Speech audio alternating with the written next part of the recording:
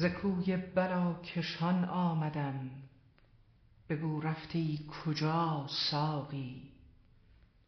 در میخانه چرا بسته ای که غم می کشد مرا ساقی؟ برفتم که تا به جانان رسم، رسیدم به جان ز تنهایی. کنون در پناه تو آمدم، کجا رفته ای بیا ساقی؟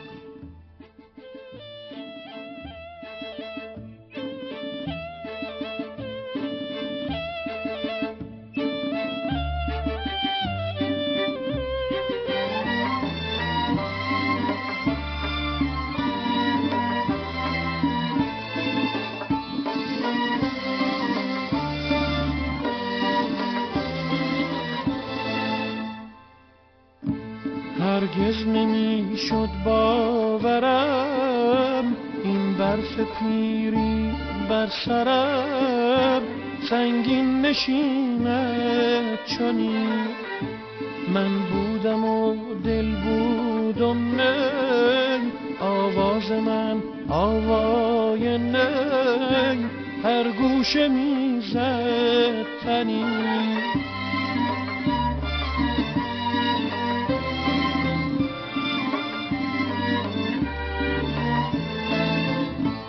اکنون منم حیران ز عمر رفته سرگردان، ای خدای من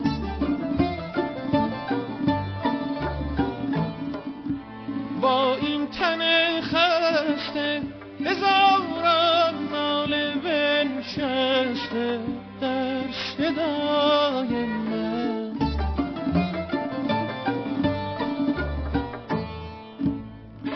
عشق نافرجام من رفتی کجا؟ ای آرزوی خام من رفتی کجا؟ آن دوره آشفتگی های تو کو؟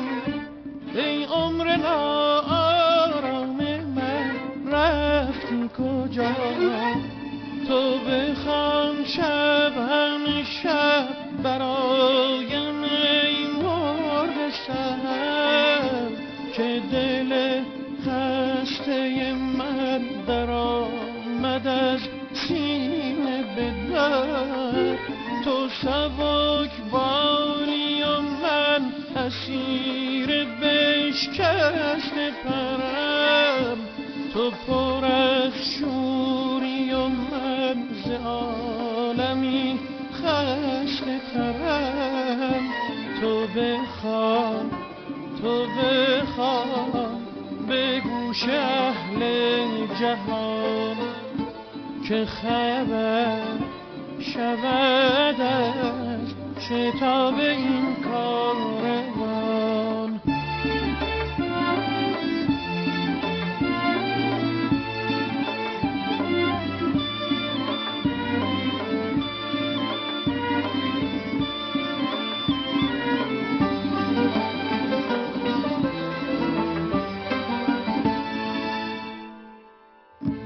هرگز نمی شد باورم این برف پیری بر سرم سنگین نشیند چنین.